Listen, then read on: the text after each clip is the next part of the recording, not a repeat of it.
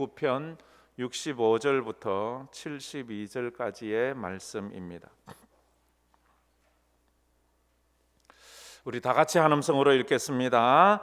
여호와여, 주의 말씀대로 주의 종을 선대하셨나이다. 내가 주의 계명들을 믿었사오니 좋은 명철과 지식을 내게 가르치소서. 고난 당하기 전에는 내가 그릇 행하였더니 이제는 주의 말씀을 지키나이다. 주는 선하사 선을 행하시오니 주의 율례들로 나를 가르치소서. 교만한 자들이 거짓을 지어 나를 치려 하였사오나 나는 전심으로 주의 법도들을 지키리이다. 그들의 마음은 살쪄서 기름덩이 같으나 나는 주의 법을 즐거워하나이다.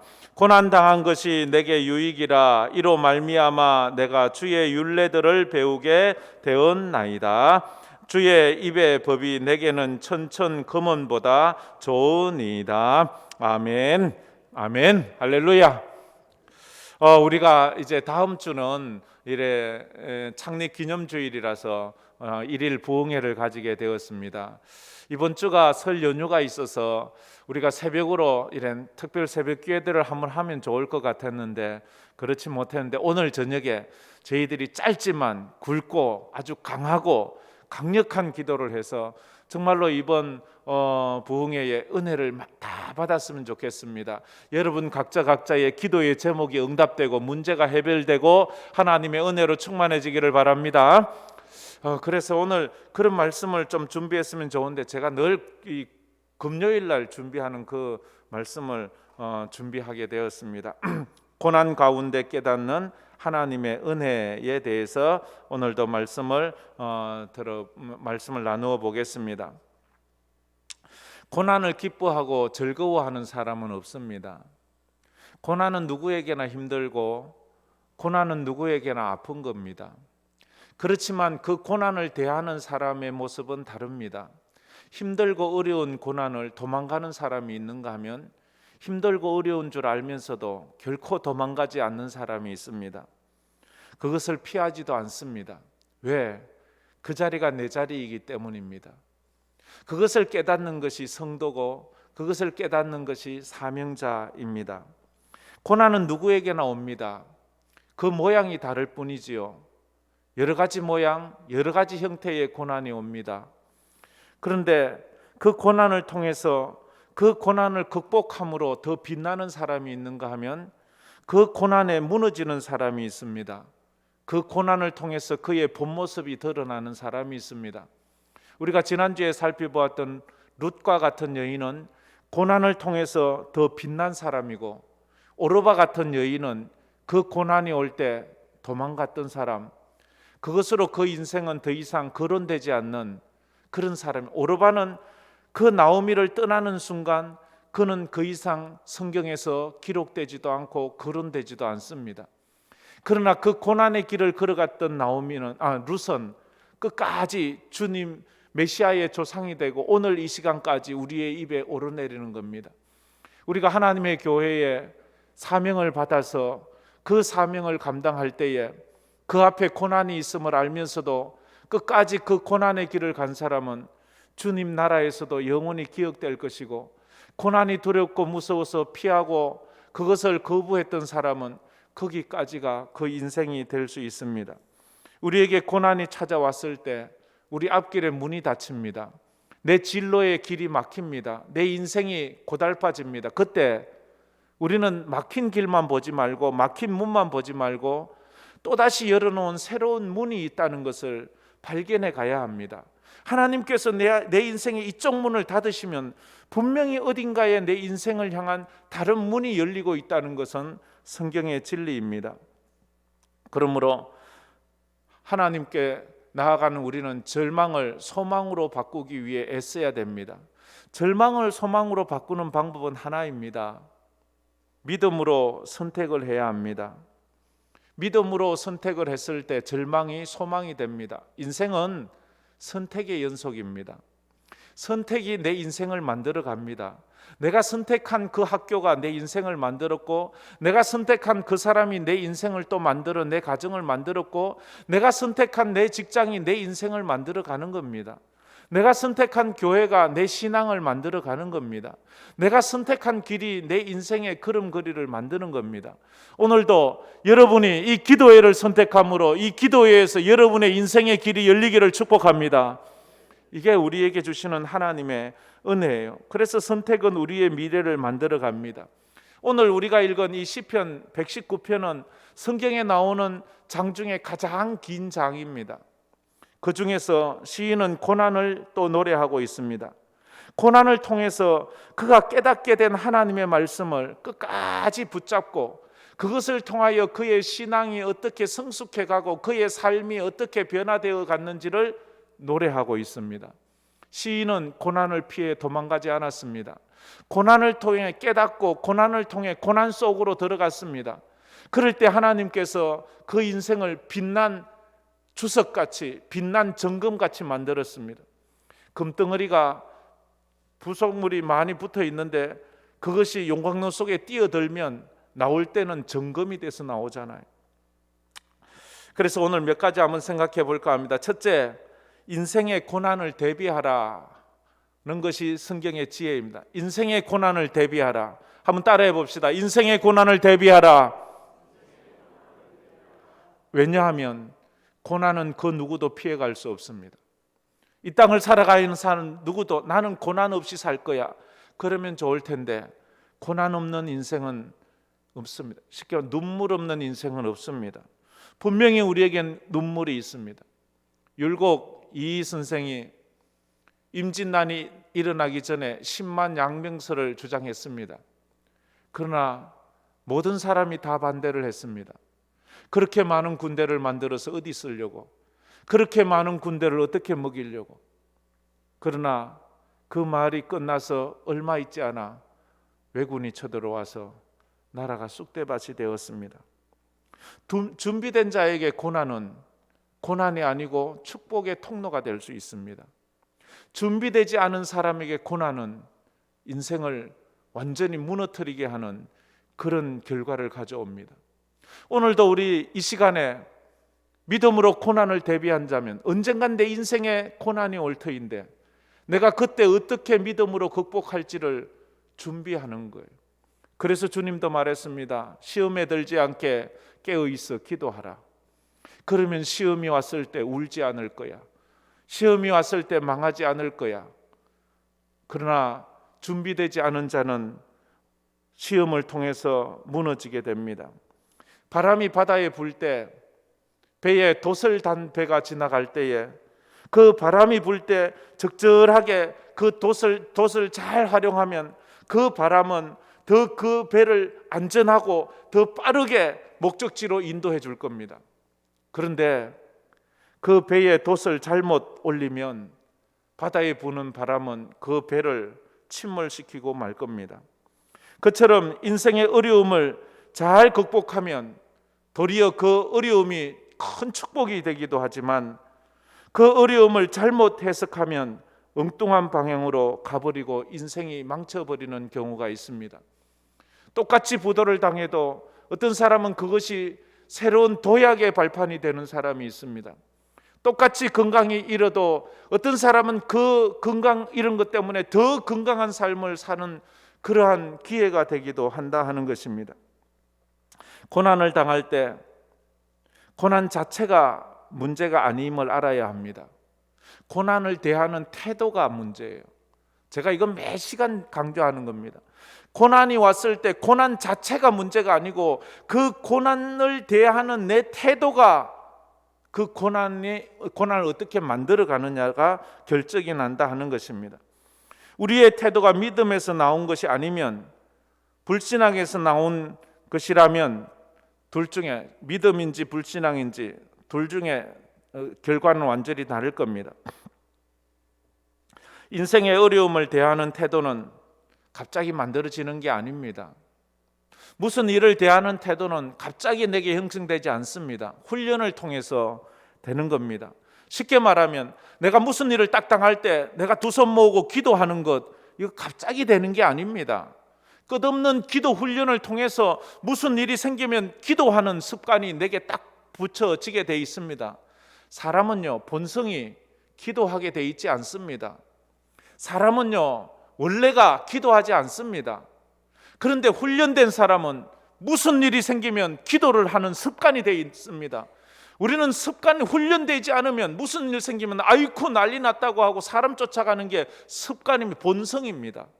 그러기에 우리가 예배드리는 습관, 찬양하는 습관, 기도하는 습관, 이 훈련입니다. 이 훈련이 되어 있어야 합니다. 어려움이 없을 때 미리 고난을 대비하는 훈련을 해야 합니다. 왜냐하면 우리는 당장 내일에 내게 무슨 일이 있을지 모릅니다. 아니, 불과 몇 시간 후에 내게 어떤 사건이 일어날지 우리는 전혀 알 수가 없습니다. 고난에 대한 준비가 되어 있지 않다면 고난을 통해 인생이 무너지고 망가질 수밖에 없어요. 광야를 나온 이스라엘 백성이 애굽에서 광야를 나올 때 준비되지 않고 나왔습니다. 훈련받지 않았습니다. 그들은 신앙 훈련이 되지 않았어요. 그래서 그들이 고난만 당하면 반응이 불신앙이에요. 원망과 불평하여 모세를 향하여 돌을 집어들어요. 그들은 훈련되지 않았습니다. 우리가 훈련되지 않으면 내게 인생에 고난이 다가오면 원망이 나오고 불평이 나오고 짜증이 나오고, 그건 어떠냐 하면 내가 훈련되지 않았구나. 한번 여러분 스스로를 한번 보세요. 여러분은 인생에 어려움이 오면 원망부터 합니까? 감사부터 합니까? 짜증부터 냅니까? 기도부터 합니까? 그 둘 중에 하나일 거예요. 그렇다면 여러분들이 짜증과 원망을 내는 사람이라면 생각하십시오. 내가 아직 훈련이 덜 됐구나. 내가 아주 훈련을 더 받아야 되겠구나. 그럼 훈련을 받아야 합니다. 그러나 감사와 기도를 하는 사람이라면 하나님 저를 훈련시키셨군요. 감사합니다. 이렇게 말을 해야 하는 것입니다. 두 번째로, 남의 고난을 함부로 판단하지 말아야 합니다. 남의 고난을 함부로 판단하지 마십시오. 자, 다 같이 한번 따라해 봅시다. 남의 고난을 함부로 판단하지 마라. 고난 당했을 때에 가장 힘든 게 주변 사람들의 말이잖아요.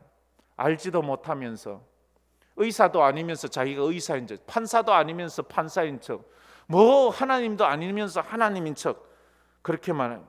왜냐하면 인생의 고난은 신비와도 같아요. 어느 한 색깔의 모습이 아니에요. 그 고난이 아주 여러 모습으로 오기 때문이에요.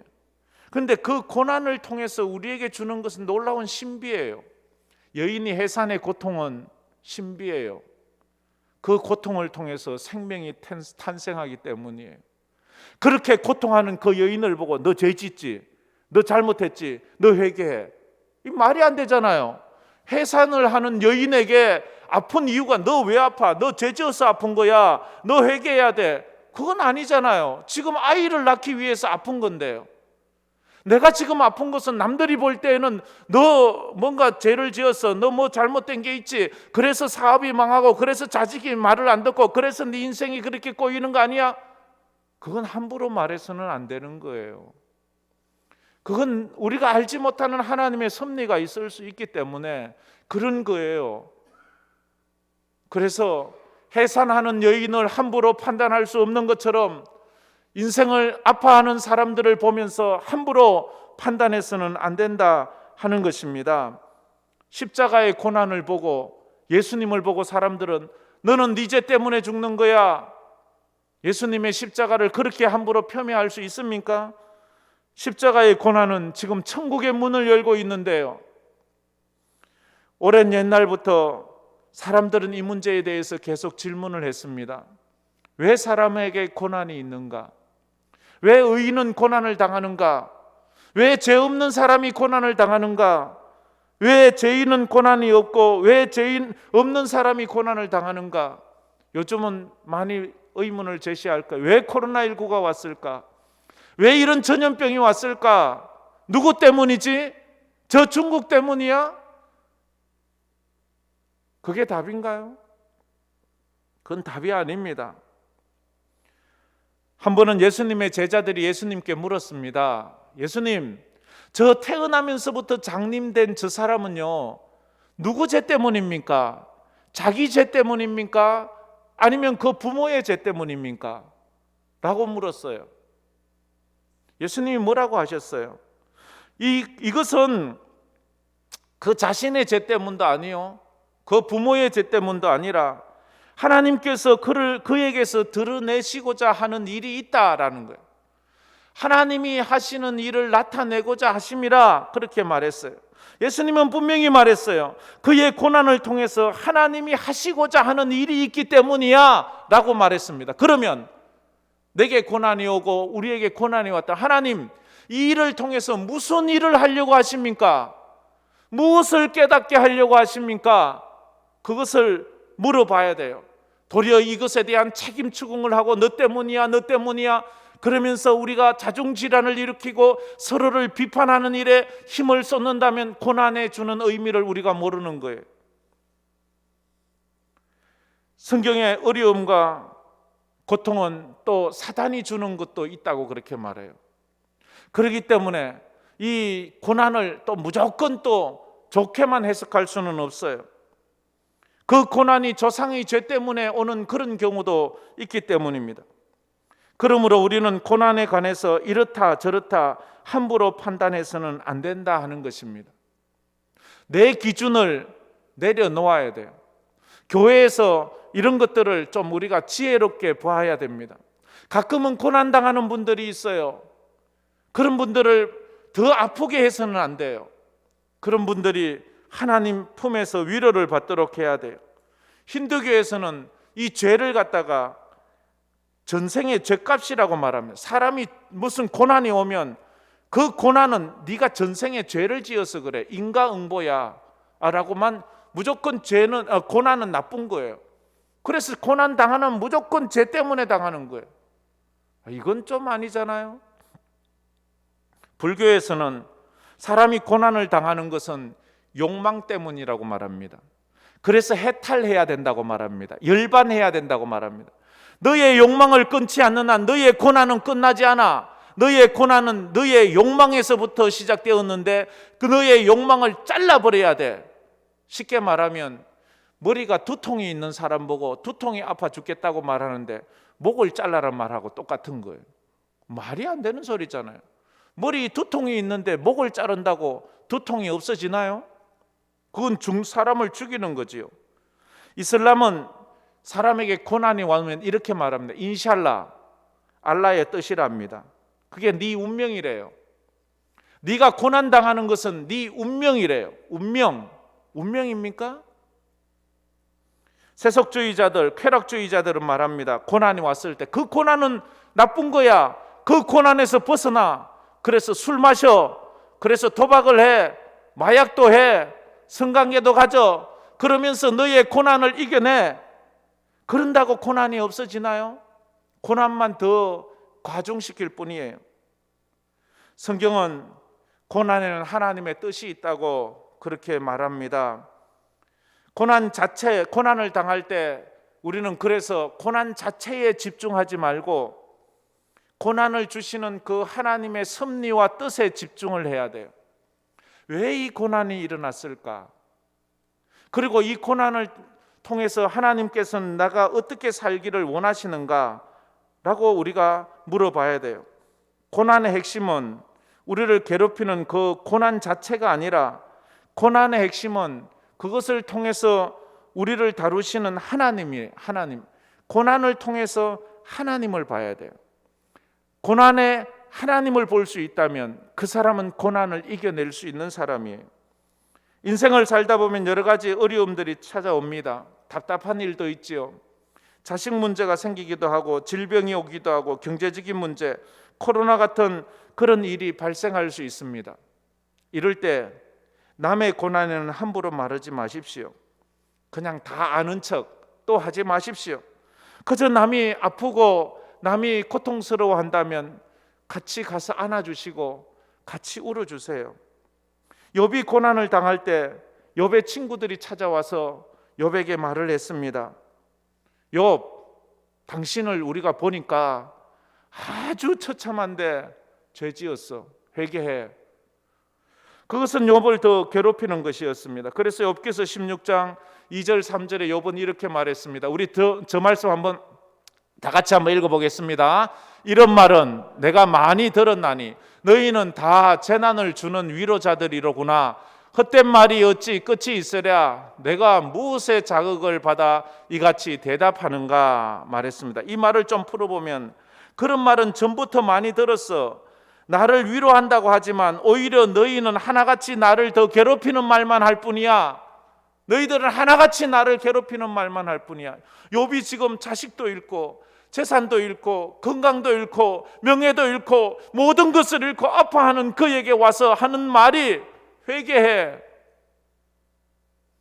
욥의 사정은 모르고 욥의 아픔은 모르고, 어쩌면 교회에서 믿음 좋다는 사람들이 이런 실수를 범할 때가 가끔 있습니다. 그의 마음과 사정을 알지 못하면 입을 다물어야 합니다. 그것이 위로해 주는 겁니다. 사도 바울은 그래서 이렇게 말했습니다. 즐거워하는 자들과 함께 즐거워하고 우는 자들과 함께 울어라. 이게 위로해 주는 거예요. 그냥 함께 안아주고 함께 우는 것. 그래서 고난이 왔을, 첫째, 고난을 대비해야 합니다. 남의 고난을 보고 함부로 판단하지 말아야 합니다. 그래야 죄 안 짓는 거예요. 그리고 세 번째, 고난은 위장된 축복임을 깨달아야 합니다. 우리 세 번째, 저 말씀 다 같이 한번 읽어보겠습니다. 고난은 위장된 축복임을 깨달아야 합니다. 아멘. 시인은 고난이 저주가 아니라 유익한 것이라고 이야기를 하고 있어요. 축복이라고 말합니다. 고난만 보고 썩지 마세요. 고난 속에 축복이 숨어 있어요. 십자가만 보고 썩지 마세요. 십자가 속에 생명이 있습니다. 사람이 고난을 당해봐야지 진짜 중요한 것이 뭔지 깨닫게 되거든요. 아파보면 건강이 진짜 중요하다는 것을 알아요. 부도가 나보면 정말로 안정된 삶과 경제적인 삶이 얼마나 소중하다는 걸 알아요. 부모가 떠나고 나면 부모님이 얼마나 소중하다는 것을 그때야 알아요. 죽음 앞에 딱 서게 되면 인생이 더덥고 영원한 세상이 있다는 것을 그제야 소중함을 깨닫게 되는 것과도 같습니다. 고난을 통해서 우리는 더 귀한 것이 무엇인지를 알게 돼요. 근데 고난이 딱 오고 나서는 어떨 때 늦을 때가 있어요. 고난을 경험하기 전에 이런 것들을 깨달으면 좋지요. 그래서 오늘 본문 67절에 이렇게 말했지요. 우리 67절 말씀, 저 말씀 다 같이 한번 읽어보겠습니다. 고난 당하기 전에는 내가 그릇 행하였더니 이제는 주의 말씀을 지키나이다. 고난 당하기 전에는 내가 몰랐어요. 근데 고난을 당하고 나서 이제 주의 말씀이 얼마나 귀하다는 것을 그때야 깨달았다 하는 것입니다.